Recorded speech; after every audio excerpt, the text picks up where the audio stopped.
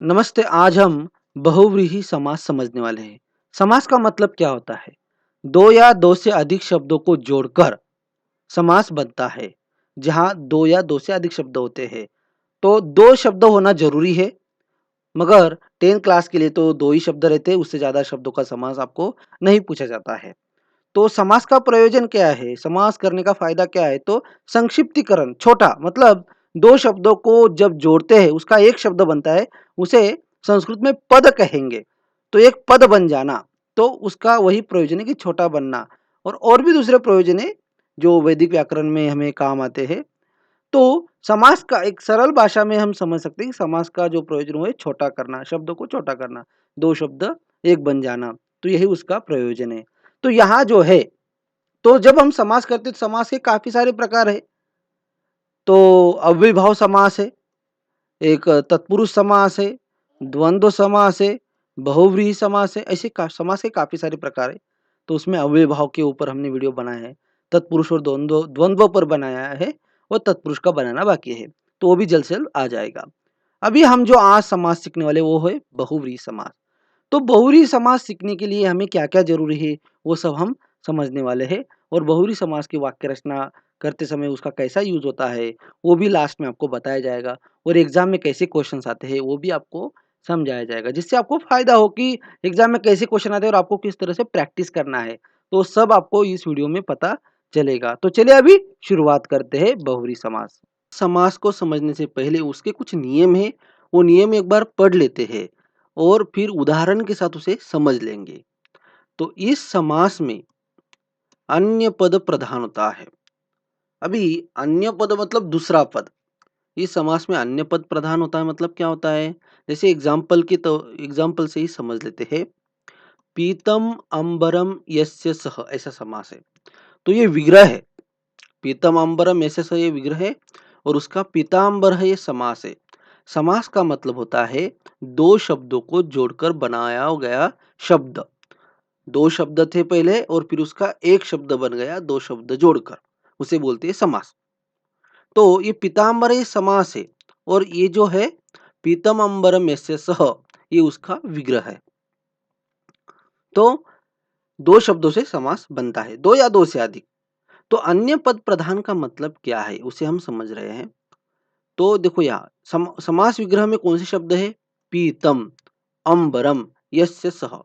पीतम का मतलब होता है पीला, अंबरम मतलब वस्त्र, पीले वस्त्र जिसके है वह, मतलब जिसके पीले वस्त्र है वह, ऐसा व्यक्ति। तो विग्रह में जो शब्द है वो मीनिंग तो पीताम्बर में दिख ही नहीं रहा है। पीताम्बर का मतलब होता है विष्णु, ठीक है, विष्णु होता है।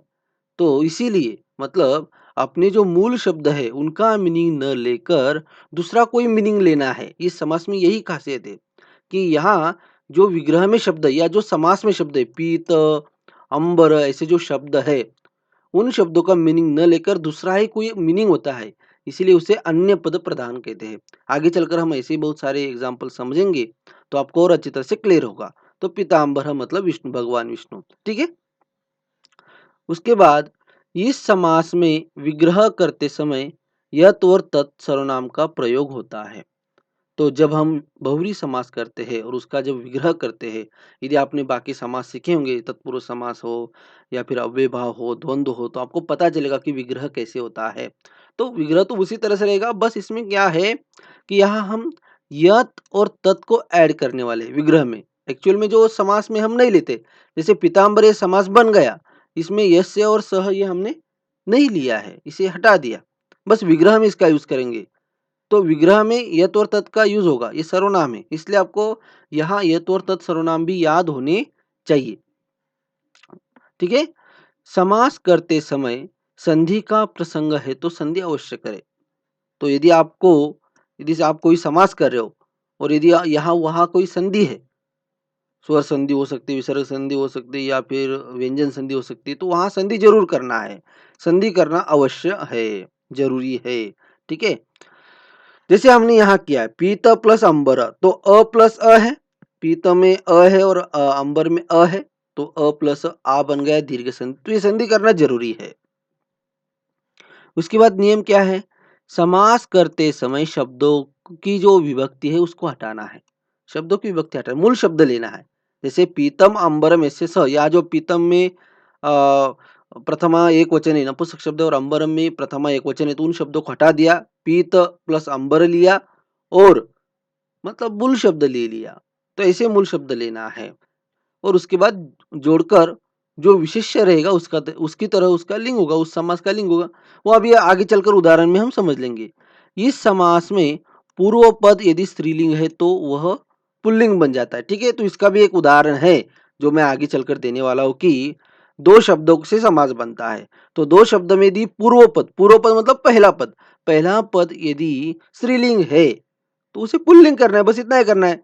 आ है तो अ करना है, मतलब बालिका है तो ठीक है, बालिका का जो शब्द है, अभी बालिका तो नहीं बनेगा, जैसे दूसरा कोई शब्द लेते हैं, जैसे दत्ता, ओके, तो दत्ता का दत्त होगा, उसके भी नियम है, मगर ज्यादातर ये सामान्य नियम आप ध्यान रख सकते हो कि जो स्त्रीलिंग शब्द है उन्हें पुल्लिंग कर देना है। समास होने के बाद विशेष्य के अनुसार बहुव्रीहि समास का लिंग होता है। तो ये भी नियम जो है हमें पता होना चाहिए कि जब हम समास करते हैं, समास पूरा होता है, जैसे पीताम्बरी समास पूरा हो गया, अब इसका लिंग कौन सा रखे? अभी अंबरम तो नपुंसक शब्द है, पीतम भी नपुंसक शब्द है, तो इसका लिंग कैसा रखे? पीताम्बरम लिखे या पीताम्बर लिखे या और कुछ स्त्रीलिंग में कुछ अलग रूप बनाए। तो उसके लिए ये नियम है कि समास होने के बाद विशेष्य जो होता है, विशेष्य मतलब अभी यहाँ पीताम्बर का मतलब कौन है? पीताम्बर का मतलब क्या है? विष्णु है। विष्णु मतलब पुल्लिंग है, इसलिए हम इसे पीताम्बरः लिख देंगे। विशेष्य जो है मतलब इसका जो मीनिंग रहेगा, ठीक है ना? वो जिस लिंग का रहेगा उसी लिंग में पीताम्बर जो शब्द है या जो बहुव्रीहि समास के जो शब्द है उनका वही लिंग रह जाएगा। इसके हम काफी सारे एग्जाम्पल लेने वाले सभी के। बस आप ये नियम अभी लिख लीजिए और फिर हम हर एक का एक उदाहरण समझ लेते हैं। ठीक है, तो चलिए। तो जैसे हमने बताया कि आपको वाक्य रचना के बारे में पता होना चाहिए। ठीक है, नहीं पता है तो फिर यहाँ कम से कम आपको इतना पता होना चाहिए कि प्रथमा का चिन्ह न्य है, तो हमें प्रथमा का तो जरूरत नहीं पड़ने वाली है अभी। द्वितीया का को है, तृतीया का ने, से, के द्वारा। अभी ने भी तृतीया में ज्यादा यूज नहीं होता इसलिए इसे छोड़ दीजिए। चतुर्थी के लिए, के लिए या को देना अर्थ में, जैसे वह ब्राह्मण को पैसे देता है, ऐसा कुछ भी। पंचमी से अलग होना अर्थ में, जैसे पेड़ से पत्ता गिरता है, पेड़ से। ठीक है, षष्ठी काके की, उसका, उसका, उसकी, ऐसा, मेरा, मेरी, जो भी है, षष्ठी का काके की। और सप्तमी है में पर, घर में, घर पर, ऐसे। ठीक है, तो ये कम से कम ये नियम आपको याद होना चाहिए बहुव्रीहि समास करते समय, क्योंकि जब हम यत और तत् का रूप बनाएंगे और जब उसकी विभक्ति लगाएँगे तो आपको पता होना चाहिए कि यहाँ षष्ठी क्यों लाई, द्वितीया क्यों लाई है, तो उसके लिए आपको ये नियम पता होने चाहिए। तो चलिए अभी हम उसके हर एक का एग्जाम्पल हम समझ लेते हैं। ठीक है, तो यहाँ जो है एक उदाहरण दिया है, तो उदाहरण को हम समझ लेते हैं। पहले हिंदी में दिया है तो जिससे आपको अच्छी तरह समझ में आएगा। तो हमें समास करना है, ठीक है? तो समास करने के लिए हमें एक हिंदी का वर्ड है, जैसे पीले वस्त्र है जिसके, वह, मतलब जिसके पीले वस्त्र है वह व्यक्ति। अभी वह कौन है? विष्णु है, पीले वस्त्रों वाला। यहाँ एग्जाम्पल जो फेमस है संस्कृत में तो वो विष्णु का है, विष्णु भगवान का। तो पीले वस्त्र है जिसके, अब इसे संस्कृत में कैसे लिखेंगे? पहले संस्कृत में लिख लेते हैं उसे, पीले वस्त्र है जिसके। तो पीतानी अंबरानी, अभी जिसके, काके की। ओके, ये ध्यान रखो, हमने कहा ना कि अभी आपको विभक्ति पता होनी चाहिए, ठीक है, और मीनिंग पता होना चाहिए विभक्तियों का। तो जिसके, का के आया, तो जिस जिस उस ऐसा जो शब्द है हिंदी में उसे संस्कृत में यत यूज करते हैं, तो यत की षष्ठी करेंगे, यस्य। ठीक है, तो यहाँ यस्य कर दिए। और वह, अभी वह मतलब सह आ जाएगा, ठीक है, ये यस्य सह। अभी यहाँ ध्यान रखना, हमने एक नियम देखा था कि यस्य और सह का जो लिंग है वो सेम रहेगा। यस्य और सह का लिंग सेम रहेगा, विभक्ति अलग हो सकती है। अभी देखो यार, यस्य की षष्ठी है और सह की क्या है? प्रथमा है, तो ये अलग हो सकती है, बस लिंग सेम रहेगा। और ठीक है, वचन, वचन भी एक ही रहता है, एक वचन ही रहता है लगभग। ठीक है, तो दोनों का एक वचन का मतलब है कि दोनों का समान वचन होता है। यस्य का जो वचन रहेगा वही सह का रहेगा, ठीक है, और दोनों का सेम रहेगा। ठीक है, तो यस्य और सह का वचन सेम रहेगा और लिंग सेम रहेगा, विभक्ति अलग अलग हो सकती है। ठीक है, इतना ध्यान रखिए। चलिए अभी क्या है, तो पीतानी अंबरानी यस्य स, ऐसा विग्रह है। अभी विग्रह को हमें विग्रह का हमें समास करना है। तो आपको एग्जाम में विग्रह करने के लिए भी आ सकता है और समास करने के लिए भी आ सकता है। तो आपको ध्यान रखना है कि जब आप विग्रह करोगे तो इसमें यस्य स का यूज करना है, मतलब यत और तत् का यूज करना है। तो अभी हमने यत और तत् का यहाँ षष्ठी क्यों लिया, ठीक है ना? यत यत का षष्ठी क्यों लिया? तो मीनिंग देखिए, मीनिंग कैसे होता है, मतलब जैसा वो समासिक शब्द का मतलब रहेगा, ये जो समासिक शब्द है इसका जो मीनिंग रहेगा वही हम विग्रह करेंगे। पीतांबर का मतलब क्या होता है कि पीले वस्त्र है जिसके वह, अभी वह के लिए तो सह यूज करेंगे, तो पीले वस्त्र है जिसके वह, तो इसलिए यहाँ जिसके ऐसा मीनिंग निकल कर आ रहा है इसलिए हमने यस से लिया है, ठीक है। तो जो भी मीनिंग निकल कर आएगा वही हम यत का रूप लेंगे। और सह मतलब वो तो यहाँ तो प्रथम विभक्ति ही ज्यादातर यूज होती है एक आपके 10 क्लास के लेवल के लिए, तो यहाँ अलग अलग विभक्ति भी हो सकती है, ठीक है, मगर 10 क्लास के लिए ज्यादातर सह यूज होता है, तो ये ध्यान रखिए। चलिए अभी इसको हम कर लेते हैं। तो पीतानी अंबरानी ऐसे स, अभी ऐसा विग्रह, इसका समास कैसे होगा, तो हमें मूल शब्द लेना है। जब हम समास करते तो हमें मूल शब्द लेना है। तो पीतानी का मूल शब्द है पीत, तो पीत ले लिया, मूल हमेशा मूल शब्द लेना है। और अंबरानी का मूल शब्द अंबर, मतलब विभक्ति हटाना है और मूल शब्द लेना है। तो पीत लिया और अंबर लिया, बाद में इसे जोड़ दो, ये देखो विभक्ति को हटाया है, ठीक है। अब इसे जोड़ देना है और इससे स नहीं लेना है, तो इसे जोड़ देंगे, पीत प्लस अंबर, अ प्लस आ बन गया, तो पीतांबर, और बाद में इसे विसर्ग लगा देंगे। अब ये पुल्लिंग कर देंगे, क्यों, क्योंकि विष्णु जो है वो पुल्लिंग है, विष्णु हो, ठीक है, इसलिए पीतांबर। और दीर्घ संधि यहाँ की अ प्लस अ, ठीक है। और हमने स्टार्टिंग में नियम के साथ इसे ये क्वेश्चन में दिखाया था, पीतम अंबरम यस्य सह, ऐसा दिखाया था, ठीक है। तो वही ध्यान रखना है कि जैसा हम मीनिंग ले रहे, तो वहां पीतम अंबरम यस्य सह है, तो जैसे यहाँ देखिए, यहाँ कैसे पीतम अंबरम है, तो हमने क्या लिया यहाँ मीनिंग, पीला वस्त्र है जिसका, तो पीला वस्त्र एक ही वचन लिया है, पीला वस्त्र, इसलिए यहाँ एक वचन लिया पीतम अंबरम। अभी यहाँ क्या है, पीले वस्त्र है जिसके, तो यहाँ बहुवचन किया, ठीक है। और ये भी एग्जाम काफी फेमस है, एग्जाम्पल ये जो है ये काफी फेमस है, तो बहुवचन का ज्यादा आता है इसलिए हमने ये भी दिया और एक वचन का भी दिया, और आपको पता चले कि जैसा मीनिंग रहेगा वैसा ही उसका वचन रहेगा, ठीक है।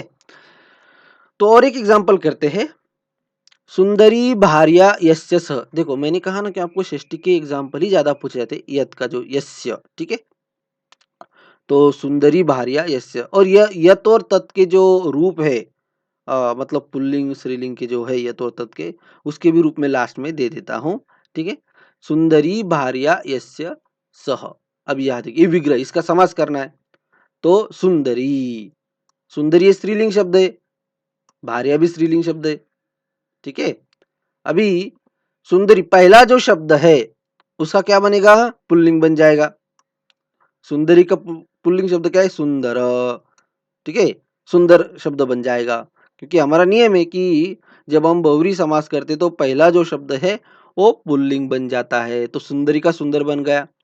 अभी भार्या जो शब्द है वो भी स्त्रीलिंग है, मगर मीनिंग क्या है, सुंदरी भार्या यस्य, सो इसका मीनिंग क्या है कि सुंदर पत्नी है जिसकी, जिसकी के लिए काके की, तो षष्ठी आई यस्य की, जिसकी वह व्यक्ति, अभी यहाँ कोई भी हो सकता है, तो जिसकी पत्नी सुंदर है वह, तो सुंदरी भार्या का मतलब वो व्यक्ति होगा, सुंदरी भार्या ऐसा होगा ही नहीं अभी, तो इसलिए ये पूरा जो शब्द है वो पुल्लिंग में चला जाएगा, क्योंकि इस शब्द का मीनिंग क्या होने वाला है, सुंदर भार्य हो, तो भी आगे करेंगे।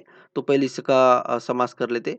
तो सुंदरी का सुंदर ले लिया, अभी भार्या जो है, भार्या शब्द है, अभी भार्या शब्द का भी लिंग चेंज हो जाएगा, क्योंकि हमारा एक नियम है बहुव्रीहि समास में कि जो लास्ट वाला शब्द है उसका भी लिंग किसकी तरह बनेगा, विशेष्य की तरह। विशेष्य मतलब जो इस समास का मीनिंग रहेगा, ये समास विशेषण लगभग ये विशेषण की तरह ही काम करता है। इसका विशेष्य जो नाउन है, जो वो जिस लिंग में रहेगा वही इसका लिंग बन जाएगा। अभी यहाँ कोई व्यक्ति होगा तो हम यहाँ लिख देते कोई नरह, ऐसा कर देते हैं, ठीक है, तो आपको समझ में आ जाएगा। तो नरह, तो नरह पुल्लिंग शब्द है इसलिए सह आया, ठीक है, एक वचन नरह। तो और अभी भार्या का भी पुल्लिंग बन जाएगा, क्योंकि नरह इसका मीनिंग लेना है ना, तो भार्या का भी भार्या का भार्य बन जाएगा, ठीक है, अकारांत पुल्लिंग शब्द बन जाएगा, आ का अ बन जाएगा, सुंदर भार्य हो। सुंदर भार्य का मतलब क्या होगा अभी? सुंदर पत्नी ऐसा नहीं होगा, वह व्यक्ति जिसकी पत्नी सुंदर है। तो सुंदर भार्य आगच्छ, तो ऐसा जब कहेंगे तो सुंदर पत्नी नहीं आएगी, वो व्यक्ति आएगा जिसकी पत्नी सुंदर है वो। ठीक है, तो अन्य पद प्रधान मतलब दूसरा शब्द, दूसरा मीनिंग यहाँ लिया जा रहा है। तो यहाँ बस आप इतना ध्यान रखिए कि जो है पुल्लिंग स्त्रीलिंग शब्द तो उसका स्त्रीलिंग करना है। ठीक है, और विशेष्य की तरह इसका लिंग होगा, तो मतलब स्त्रीलिंग शब्द का भी हम यहाँ पुल्लिंग शब्द कर दे रहे हैं। ये काफी बदलाव है इसमें। उसके बाद और एग्जांपल समझ लेते हैं। तो नीलः कंठः यस्य सः, अभी देखिए, अभी इसका मीनिंग क्या है? विग्रह में यस्य सः ज्यादा आता है। ठीक है, तो नीला कंठ है जिसका, काके की आया तो यस्य षष्ठी कर ली हमने, काके की तो षष्ठी है। वह कौन है? वह शिव है, भगवान शिव जिनका नीला कंठ है। बाद में जोड़ देंगे, यस्य स को नहीं लेना है, मूल शब्द लेना है नील और कंठ, और बाद में जोड़ देंगे। अब यहाँ कोई संधि है ही नहीं, तो नीलकंठ ऐसा कर दिया। अब ये पुल्लिंग में क्यों आया? क्योंकि शिव पुल्लिंग, इसलिए नीलकंठ जो उसका विशेष है। नीलकंठ का मतलब क्या होगा? अभी नीलाकंठ ऐसे नहीं होगा, नीलकंठ मतलब भगवान शंकर, ऐसा ही मीनिंग होने वाला है। जब हम कहेंगे कि मैं नीलकंठ को नमस्कार करता हूँ, तो नीलकंठ को नमस्कार करता है मतलब नीले कंठ को नमस्कार करता है ऐसा नहीं होता है। नीलकंठ को नमस्कार करता है इसका मतलब मैं भगवान शिव को नमस्कार करता हूँ, अन्य पद प्रधान। उसके बाद दश आननानि यस्य सह, मतलब 10 आनन, आनन मतलब मुख। अभी देखो 10 ये शब्द जो है ये ऐसे ही रहता है, दश दश ये संख्या है, तो संख्या इसी तरह से रहेगी, नहीं तो दशानी आननानी ऐसा तो गलत हो जाएगा। ठीक है, तो दश ये बहुवचन शब्द और ऐसे ही रहता है, तो ये ध्यान रखें क्योंकि एग्जाम्पल काफी बार बोर्ड एग्जाम में आ चुका है। आननानी मतलब 10 है ना, 10 10 मुख, ओके, जिसके 10 सिर है, आननानी, इसलिए आननम आनने आननानी बहुवचन बन गया आननानी का।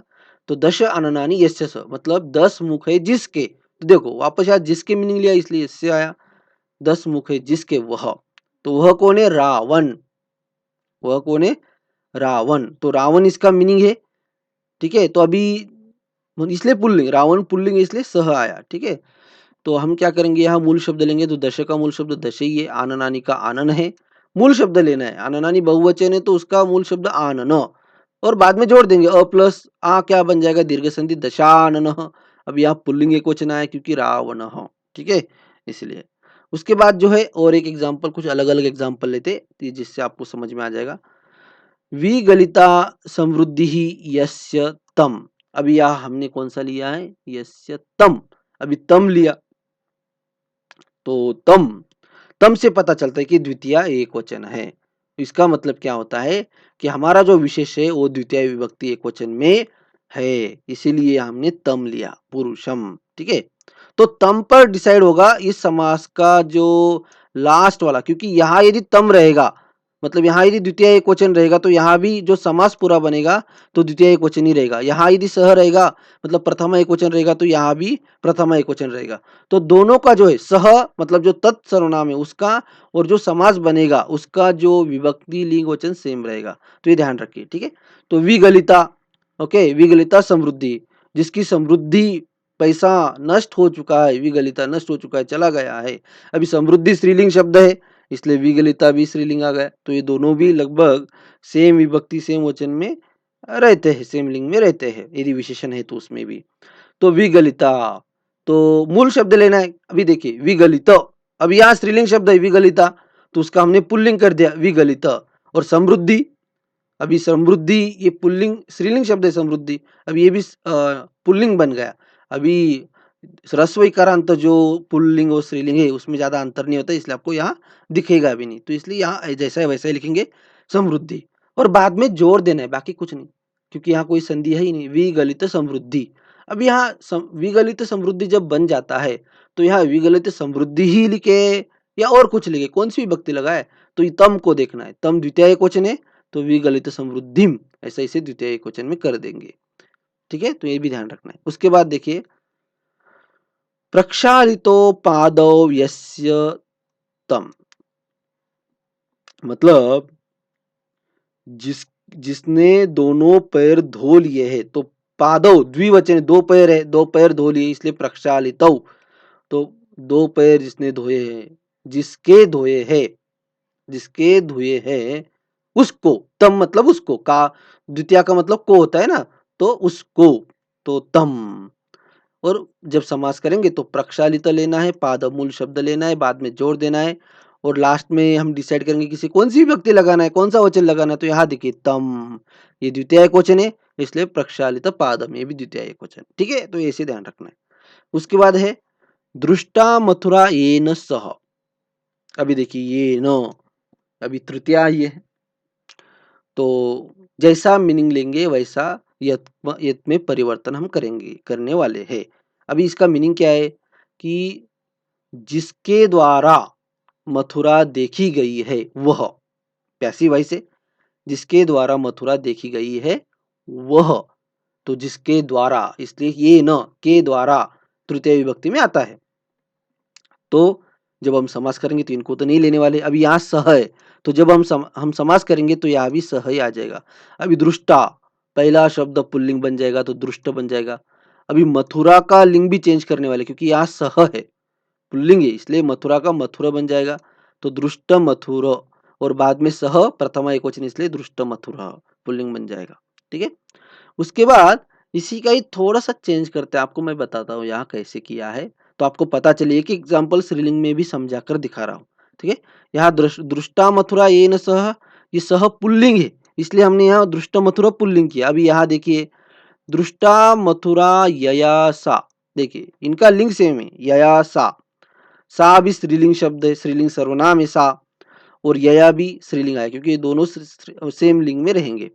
तो जिसने मथुरा देखी है, जिसके द्वारा मथुरा देखी गई है वह मतलब वह कोई स्त्री होगी। ठीक है, तो समास करते समय हम क्या करेंगे, दृष्टा का दृष्ट लेंगे, ये हमेशा ध्यान रखना है। ठीक है, दृष्टा का दृष्ट लेंगे और मथुरा का क्या करेंगे, अभी यहाँ मथुरा लिया तो भी चलेगा क्योंकि लास्ट में स्त्रीलिंग है तो मथुरा, तो यहाँ हम कोई उसका कोई चेंज नहीं करेंगे, तो मथुरा का मथुरा ही लेंगे। ठीक है, और बाद में उसे जोड़ देंगे दृष्ट मथुरा, मगर पहला जो शब्द है उसका स्त्रीलिंग जरूर करना है, जो हमारा नियम है। ठीक है, तो दृष्ट मथुरा, अभी हमने दृष्ट मथुरा यहाँ स्त्रीलिंग क्यों रखा, क्योंकि यहाँ सा स्त्रीलिंग है और प्रथमा एक वचन है, साते ताहा का सा स्त्रीलिंग है, तो इसलिए यहाँ दृष्ट मथुरा यहाँ भी स्त्रीलिंग रह गया। ठीक है, तो आपको ध्यान क्या रखना है, लास्ट का सा मतलब लास्ट का जो तत्सर्वनाम उसका क्या लिंग है, उसका क्या वचन है, उसका की विभक्ति है, वही समास की आप रखोगे। उसके बाद क्या है, बहुरी समास के कुछ जो सभी विभक्तियों के जो कुछ एग्जाम्पल है वो भी मैं यहाँ समझाना चाहता हूँ, क्योंकि यदि आपको एग्जाम में इस तरह से आता है तो आपको पता होना चाहिए कि इसकी अलग अलग विभक्ति भी बनती है, जो यत और तत् की है। ज्यादातर षष्ठी की आती है जैसे मैंने आपको बताया, फिर भी एक बार मैं सबके बता देता हूँ। जैसे द्वितीय विभक्ति के एग्जाम्पल है, प्राप्तम उदकम यम सह। ओके, जिसको, देखो यम जिसको का, ओके द्वितीय का को मतलब होता है जिसको, उदक मतलब पानी, जिसको पानी प्राप्त हुआ है, मिला है, जिसको पानी मिला है वह क्या है, वह ग्राम, वह गांव है। गांव शब्द पुल्लिंग है, ठीक है, इसलिए सह, और इसलिए जब समास बनेगा तो प्राप्त उदक प्राप्तोदक, अब यहाँ गुण संधि बनी, अ प्लस ओ बन गया, और पुल्लिंग में क्योंकि सह पुल्लिंग में है और ग्राम की वजह से सह पुल्लिंग में आया, फिर बाद में समास बनेगा प्राप्तोदक। ठीक है, मतलब जिसको पानी मिला है, ऐसा गांव, बहुत दिनों से उस गांव को पानी नहीं था और पानी मिल गया तो प्राप्तोदक। ठीक है, उसके बाद एक तृतीया का एग्जांपल लेते, कृतम भोजनम येन सह। अभी तृतीया ली, जिसने या जिसके द्वारा खाना खाया गया है या जिसने भोजन किया है। ठीक है, जिसने या जिसके द्वारा भोजन किया गया वह, तो इसलिए यहाँ तृतीय विभक्ति है। तो हम क्या करेंगे, यहाँ कृत भोजन, ओके, मूल शब्द लेना है कृतम का कृत, भोजनम का भोजन, और सह पुल्लिंग होने के कारण पुरुष। ओके, ठीक है, पुरुष इसका विशेष विशेष है, क्योंकि जिसने भोजन किया, जिसने मतलब किसने किया है, वह कौन है, तो वह पुरुष है, तो पुरुष ऐसे दिमाग में, इसलिए हमने यहाँ पुल्लिंग कर दिया कृत भोजन। चतुर्थी, दत्तम भोजनम यस्मै सह। अभी देखो, जो हमारा चतुर्थी का नियम है कि जिसको हम देते हैं उसमें चतुर्थी करते, ठीक है, जिसको भोजन दिया है, दत्त मतलब दिया है, जिसको भोजन दिया है वह, अब वह कौन है, पुल्लिंग कोई व्यक्ति गरीब है, तो जिसको ठीक है, तो को आया, तो को यहाँ कौन सा अर्थ है? देना अर्थ है, तो इसलिए यहाँ यस्मई बन गया। ठीक है, तो मूल शब्द लेंगे दत्त भोजन, दत्त भोजन और सह के कारण पुल्लिंग प्रथम विभक्ति एकवचन निर्धन, वो गरीब है। पंचमी, पंचमी कैसे करेंगे? पतितानि पर्णानि यस्मात् सह, मतलब जिससे पत्ते गिर गए हैं। पर्णानि मतलब पत्ते, पतितानि मतलब गिरना, जिससे पत्ते गिर गए, और पत्ते बहुत सारे इसलिए पर्णानि पतितानि, जिससे पत्ते गिर गए वह क्या है? वृक्ष। वृक्ष पुल्लिंग शब्द है, इसलिए जब हम समास करेंगे, अभी पर्णानि नपुंसक, पतितानि नपुंसक, और पतितानि का मूल शब्द पतित है, तो पतित ले लिया और पर्णानि का पर्ण ले लिया और बाद में उसे पुल्लिंग बना दिया। जिससे पत्ते गिरे तो जिससे, ठीक है, तो इसलिए हमने अस्मात लिया, अलग होने में पंचमी विभक्ति। अभी षष्ठी, परीक्षा में षष्ठी के ही ज्यादा प्रश्न पूछे जाते हैं। ठीक है, जैसे मैंने पहले बताया। अभी उसका एक एग्जांपल लेते, स्थिता प्रज्ञा यस्य सह। तो जैसे हमारा नियम था कि जिसकी प्रज्ञा, जिसकी बुद्धि, देखो जिसकी का के की, जिसकी बुद्धि स्थिर है, तो स्थिता का पुल्लिंग करेंगे, पहला शब्द हमेशा पुल्लिंग रहेगा, तो स्थित पुल्लिंग बन गया। और प्रज्ञा का लिंग कैसे डिसाइड होगा? सह पर डिसाइड होगा, सह का लिंग कौन सा है। ठीक है, तो जिसकी मतलब किसकी, तो वह व्यक्ति कौन है? तो वह पुल्लिंग, कोई तो सज्जन है, तो इसलिए पुल्लिंग शब्द बन जाएगा स्थित प्रज्ञ, तो प्रज्ञा का भी प्रज्ञ बन जाएगा। नेक्स्ट, सप्तमी का एक एग्जांपल, वीरः पुरुषः यस्मिन् सह, जिसमें वीर पुरुष है, जिसमें, जिसमें मतलब किसमें? जिस गांव में, जिस गांव में, ऐसा उसका मतलब होता है, जिसमें वीर पुरुष है, शूरवीर है, वह क्या है? ग्राम, वह गांव है। तो समास करते समय देखो, अब यस्मिन हमने सप्तमी क्यों की? मीनिंग क्या है? जिसमें, जिसमें वीर पुरुष है, शूरवीर पुरुष है, तो वीरहा का मूल शब्द वीर लिया, पुरुषाह का पुरुष लिया, ठीक है, और बाद में इसे जोड़ दिया, वीर पुरुष ऐसे। तो इस तरह से ये समास बन जाता है। तो यहाँ बहुवचन है, कोई फर्क नहीं पड़ता, हमें बस उसका मूल शब्द लेना है। वीराहा बहुवचन इसलिए यहाँ क्या ले, ऐसा कुछ नहीं, हमेशा मूल शब्द लेना है विभक्ति हटाकर। उसके बाद जो परीक्षा में प्रश्न कैसे आते वो भी हम देख लेते एक बार। तो जैसे यहाँ एक एग्जाम्पल है, नीलः कंठः यस्य सः। अभी हमने एक क्वेश्चन पेपर का ही लिया जो बोर्ड एग्जाम में इस तरह क्वेश्चन था। तो नीलः कंठ यस्य सः हिमालय वसति, तो इसका मतलब क्या है? नीलकंठ है जिसका, ऐसा वह कोई भी हिमालय में रहता है। तो ऐसे अंडरलाइन की जाएगी, आपको अंडरलाइन करके शब्द दिया जाएगा, नीलः कंठः यस्य सः। तो आपको पता होना चाहिए नीलकंठ यस्य सः, अभी सह है तो मतलब लास्ट में पुल्लिंग आना चाहिए। तो पुल्लिंग में कौन कौन है? एक नीलकंठ भी है, और नीलकंठकः भी है, और यहाँ तो स्त्रीलिंग है, तो ये तो नहीं आएगा क्योंकि सह की वजह से। तो ऐसे ध्यान रखिए, और फिर बाद में जोड़कर क्या बनेगा? नीलकंठ, नीलकंठ ऐसे ही बनेगा। तो इसका यही आंसर सही है, नीलकंठ। तो यहाँ बीच में क आ गया और ये भी क आ गया, इसलिए रॉन्ग हो गया। ठीक है, तो ये ध्यान रखना है, नीलकंठ इस तरह से होता है। अभी दशाननः लंकायाः राजा आसीत्, तो इसका समास कैसे बनेगा? तो दशाननः, तो यहाँ दशाननः, तो यहाँ सह है, सह आना चाहिए, ध्यान रखना है। प्रथम एक वचन है, पुल्लिंग है, तो सह, तो सह आना चाहिए। तो देखते हैं यहाँ सह भी है, यहाँ भी है और यहाँ भी है। ओके, दो जगह पर है, तो अभी बहुत कंफ्यूजन है। फिर थोड़ा सा देखते हैं, तो यहाँ यस्य भी आता है, तो यस्य भी देखते हैं। ओके, यस्य, यस्य, और यहाँ यह है, तो यहाँ थोड़ा सा हमें क्लियर करना पड़ेगा।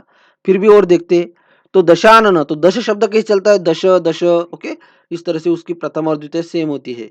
तो दशानी तो ऐसा नहीं बनेगा, तो ये यहाँ ये गलत हो गया, दशानी करके यहाँ ये गलत हो गया। तो चलिए इसको देखते हैं, दश, ओके, तो ठीक लग रहा है। आननानी, ओके, बहुवचन आया, तेन सिर, तो ये भी सही है, तो ये उसका आंसर सही होगा। अभी यहाँ क्या किया इन्होंने? दशः, तो लिखते समय ही उन्होंने गलत किया, विसर्ग तो नहीं होता है दशक को। और आनन, तो ये तो नपुंसक है, और यहाँ तो पुल्लिंग में दिया, तो ये भी गलत हुआ। ठीक है, तो इसलिए ख वाला जो है वो सही है, दश आननानी यस्य स। तो आप ये ध्यान रखिए, जो उदाहरण है उनको भी आप थोड़ा सा रिवाइज कर लीजिए, तो आपको पता चलेगा कैसे होता है कैसे नहीं। ठीक है, तो इस तरह से आज हमने समास, बहुरी समास समझ लिया है। तो आज के लिए इतना ही, धन्यवाद।